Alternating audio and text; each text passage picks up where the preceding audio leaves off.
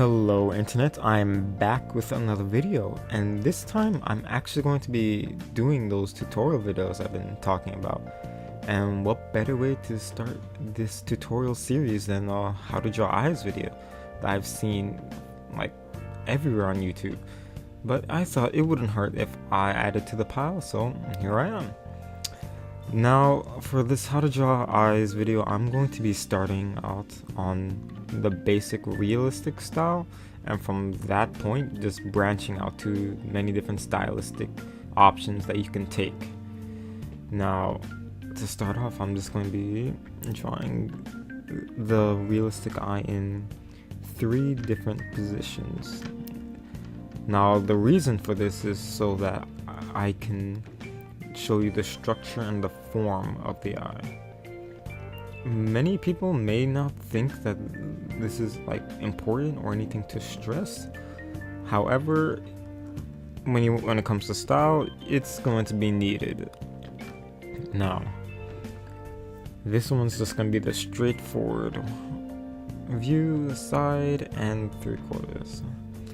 So what you want to start with when drawing the circle is to imagine that this is in 3 dimensions, that it's taking up space. You don't want to think of it as a flat like circle, because like spheres are just not flat, just naturally. Now you want to start out with the tear duct, like it's in the center. Let's cut this in like half, vertically and horizontally. Now here the center would be where the iris is.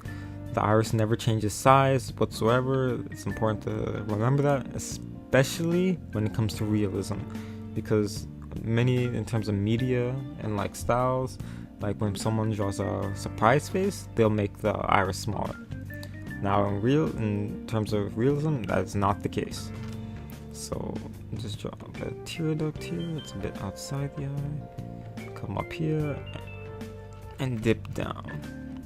Now the iris, and like when the eyes are naturally like looking, like the part of the iris will always be cut off here. Like the iris will never be fully shown unless the person's like opening their eyes intentionally wide. Now you come down here, you dip back up, and you come back to the tear duct. The tear duct here is important because it sort of leads up to where the upper eyelid is. Now back to that ball, you want to imagine that the eye is curving around the curvature of the ball here, and same with the lower eyelid. You want to imagine that it's coming down here and meets up back with the tear duct. You then draw the lower eyelid. It's once again, it's all following the contours and the curvature of the ball. That's why it's very important to keep that in mind.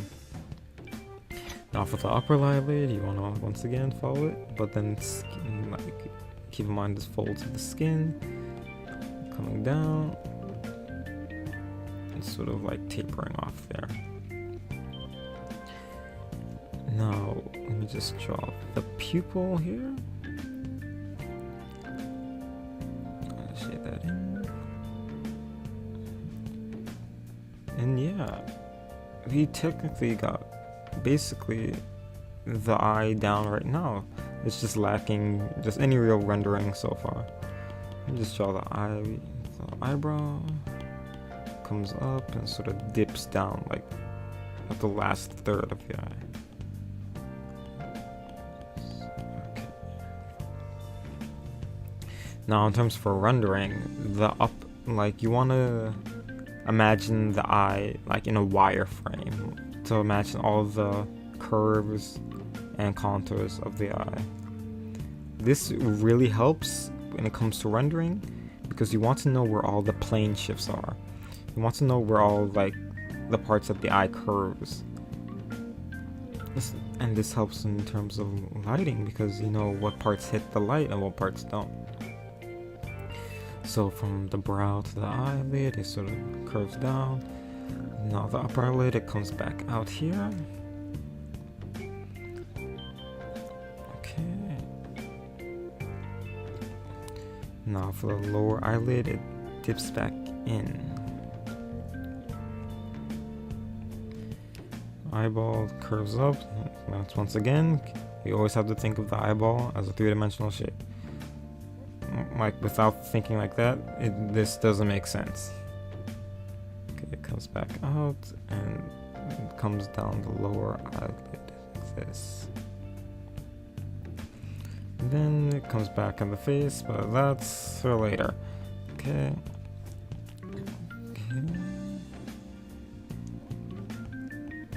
Okay, so it looks like a really old person, I know, but this will all go away once I'm to the rendering stages, which I am right now. So basically, let's say for this example, the light is hitting from the top down. Okay? Just like basically top down, right? Now planes like this here, this, like everything here will be hitting the light. So that will not get any shading. But here, these parts will be. So let's just shade this in. Okay.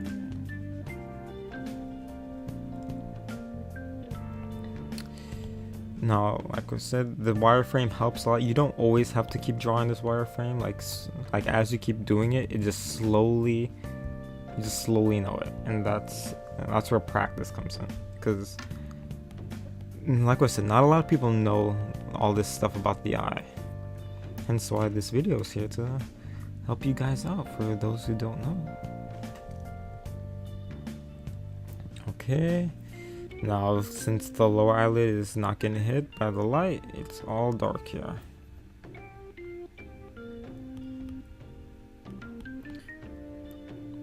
Completely covered in dark. Now what most people do is they just represent the darkness just by like a thicker line, which you can do, and nothing's wrong with that, but just know that there's a reason for that. And from this point you could draw the eyelashes. Don't go crazy, just do a few. And since this point is sort of like making a ledge to the bottom part, this bottom part will be slightly covered in shadow too, as well as the bottom, since the ball is curving down. So these parts of the plane, these parts of the eye, what am I saying? These will not be getting hit by the light either. So like I said, there's a lot of intricate parts to the eye that not a lot of people are aware of.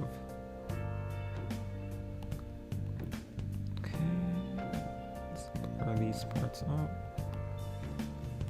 Just blur these out too.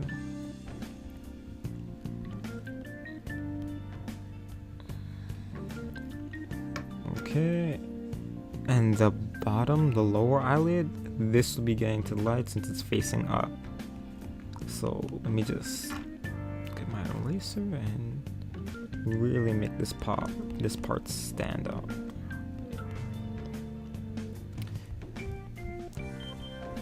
Alright, let's shade the bottom since once again it's facing away from the light source. So okay, yeah, things are coming along. It's already starting to look more and more realistic, and that's the goal. I'll draw some more eyelashes here. And now to address the iris. Now, the thing about the iris is that since the light sources come from the top down, it's the top parts that are going to be the darkest. And I'll explain that later, because not a lot of people know the science, I would say, behind it. Like, people do like know that the top part will be dark and the bottom parts will be lighter, but no one really, a lot of people I know don't really know the reason, I would say, behind it, but I'll discuss it. And the highlight will get hit due to the light source being at the top. So yeah, we got our realistic eye. So this is basically how I would go about drawing the eye and how I would go about explaining it. Now, for the next part, for the side view, let me actually label these so it's obvious. Front, side, and I'll call this 3/4 or 3/4. Now, in the side view, you'll actually be able to see the reason why this phenomenon happens. Now, when doing the side view, remember the ball's in 3 dimensions. You could think of it as like an orange peel and like cutting like a part of the orange out, like this part out. So once again, you have to think of the curve here and then the curve down here. And remember, there's always thickness. You can't forget about that. Because without that, the lighting and the rendering won't make as much sense to you if you aren't aware of it. Okay. And from this thickness comes the eyelashes here and down here. Now, for the pupil, I meant the iris. I mix those two a lot, don't I? The iris here, once again, all of it will be shown. It comes down here, right? There's a film, there's a slight glassy film that pops up here. And this here, it goes back. Not a lot of people know that. It goes actually back in space. And from that point is where the pupil is. And because of that, once again, remembering that the light source is coming from the top down, it's actually, since it's curving down like it's not getting hit by the light. And that is why. And these parts facing up, like since it's facing up, it's gonna get hit by the light. And not a lot of people know that. Okay, and let me just darken up the top eyelid.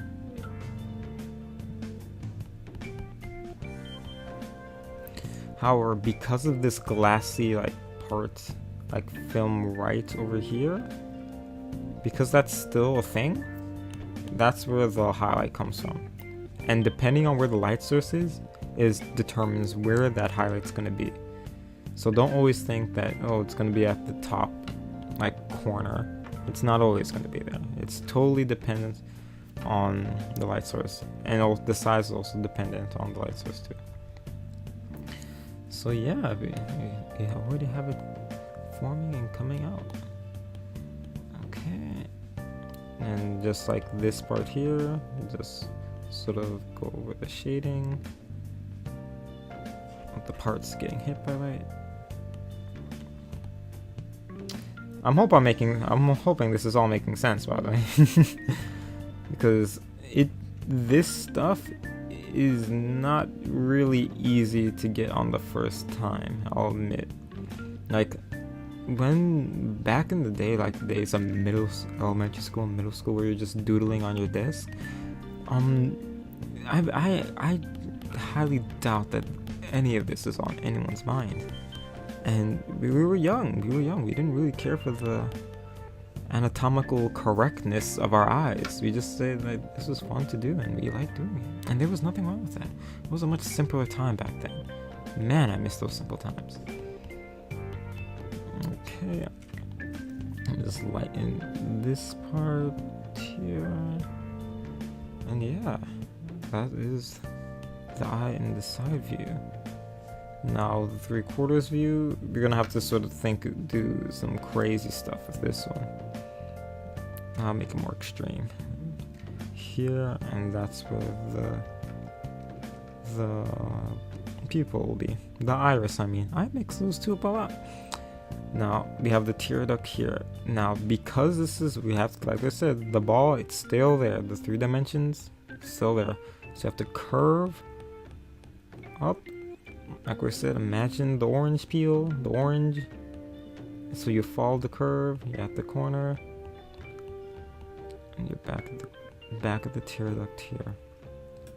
And because of this, the angle, you see more of this part of the eyelid, as opposed to when you come back here, you sort of lose it. It's still there, but it's just not visible.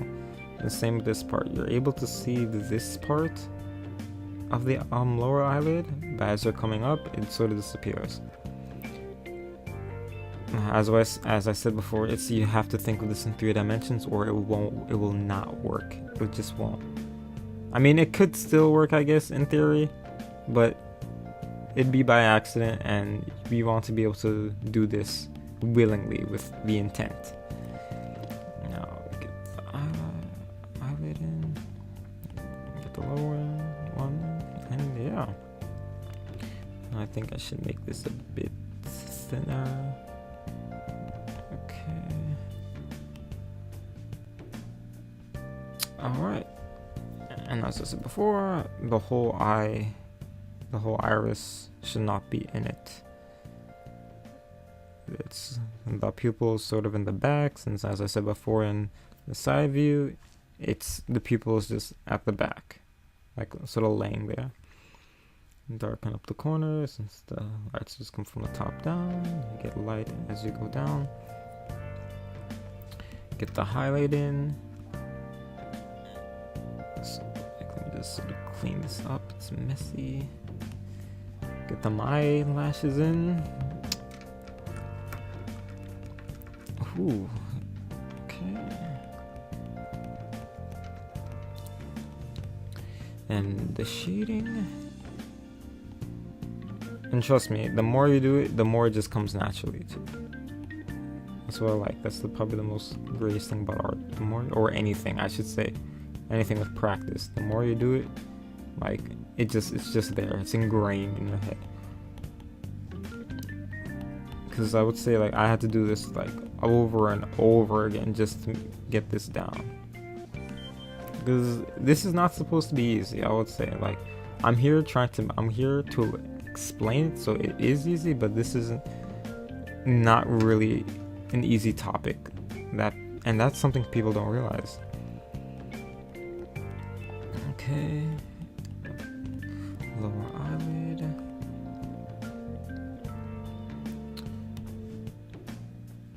Okay, and once again, this is a really brief explanation of form and all of that. And once again, like I said, this is just my way of explaining it. Whether it's right or wrong, well, that's up to you. Actually, it's what you want to take from it. The eyebrows.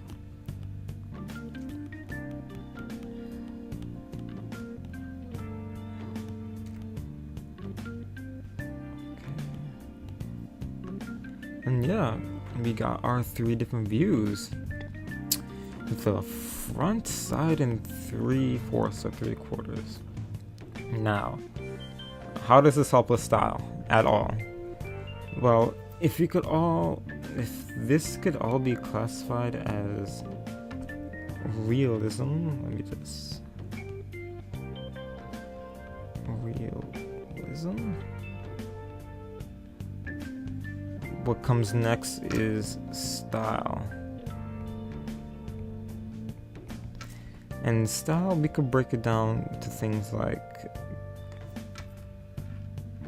comics, manga, anime,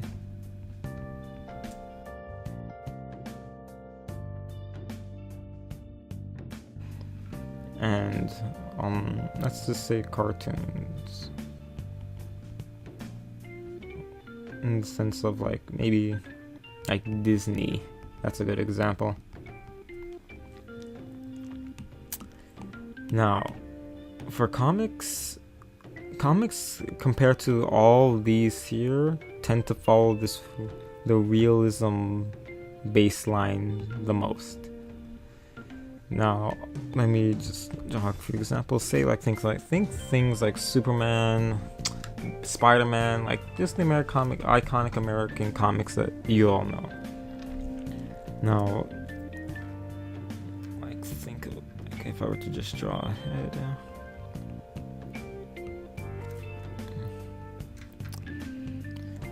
And the eyes would be pretty much, they'd be small, they'd be proportionate, they'd be thin.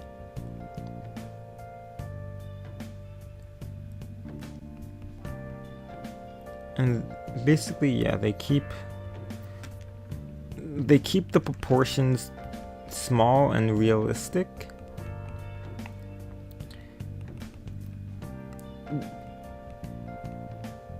Okay. Sometimes they don't even add the or lower eyelid. That just shows like the people that make comic books, like it's the choices that they make. Okay, it's all about choices. Now, yeah. Okay.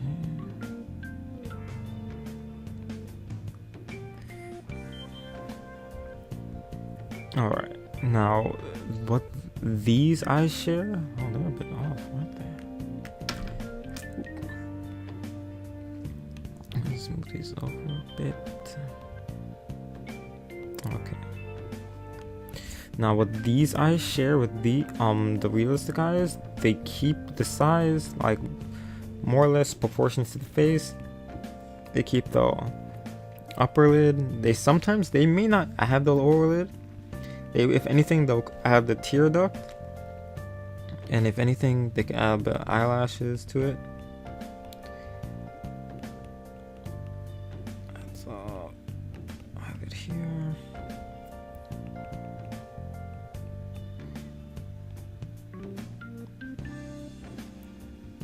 Okay, I'll go over noses and mouths in another video. That's an entirely different video.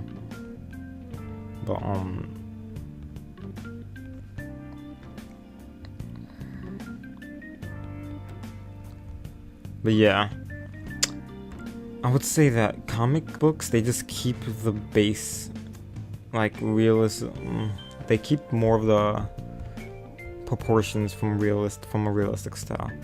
Now anime recently has been blowing up. Like, ooh, like it's been like more widely accepted and like society recently, and I'm ecstatic about that. Now, anime, once again, I'm not gonna talk about the facial structures yet. That's later in another video. But for anime eyes, like they could go as big as they want them to be. They don't have to be proportionate. Everything's curved. The iris is much bigger. With anime, like if you're gonna make one part bigger, you're gonna have to sort of change a whole lot of stuff. Okay.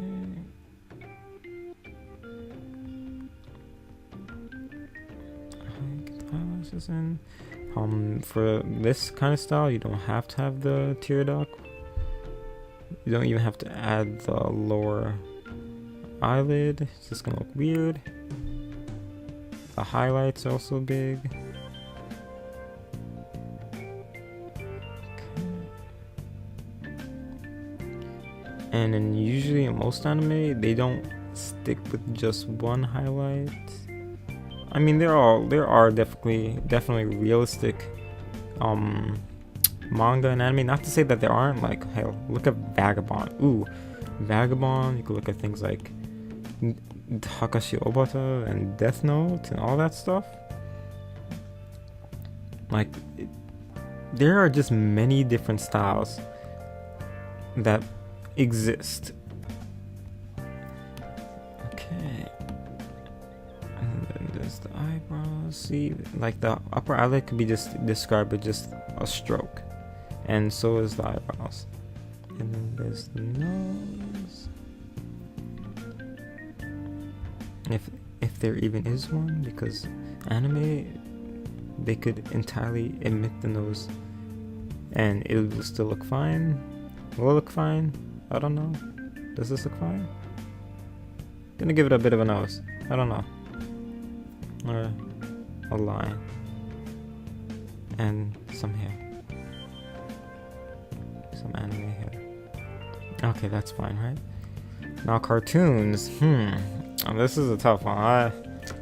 Oh my god. Cartoons, like if you think like SpongeBob, eyes could just literally be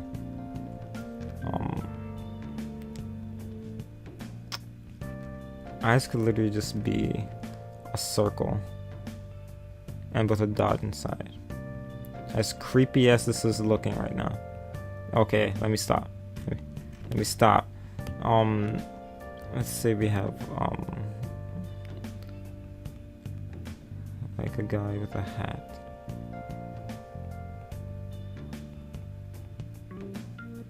It's like eyes could just be a circle with a dot inside, eyebrows, a nose, and a mouth. And this is all we really need, to be fair, like to depict an eye. That's the wonderful thing about eyes. Like, what's needed to represent one varies so much. Because, like, even SpongeBob, let me draw that actually.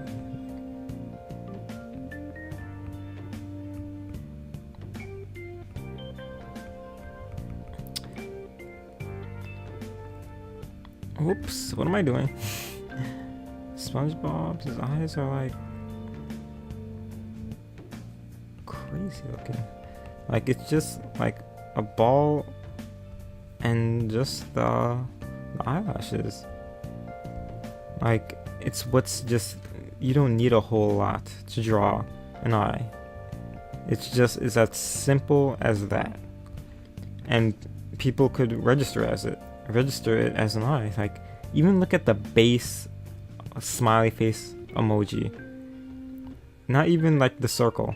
Like it's just the dot and the smile, and that's it. Like these are still eyes.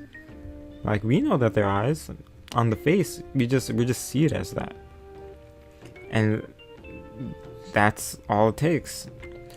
Now for some iconic styles, like well, you see what people do is like think like Dragon Ball Z. Like you know the iconic eyebrows, like this sort of triangle shape-ish thing, and we see this as an eye. It's nothing like this. However, what does it have? It has, I would say, the bottom part, the top part, the eyebrow, and you could sort of make this up maybe as a tear duct. It has the iris. It doesn't have the pupil. It's just a black dot. However, we see it as it. We see it as an eye. Look at like things like Pokemon recently. Pokemon is just this top one here, a line for the bottom lid, and the pupil, the iris. I mean, I'm gonna always mix those two up. The iris is long as this,